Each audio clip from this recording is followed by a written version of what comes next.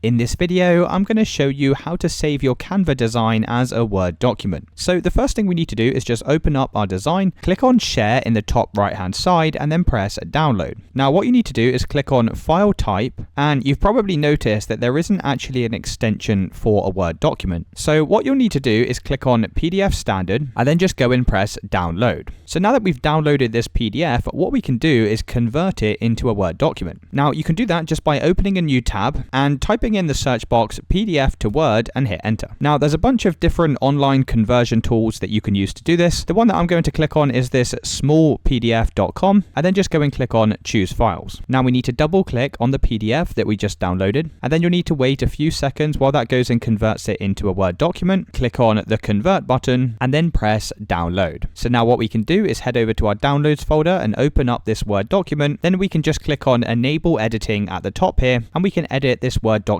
like so. So it's as simple as that, guys. If you did find this video helpful, then let me know in the comments and I'll see you in the next one.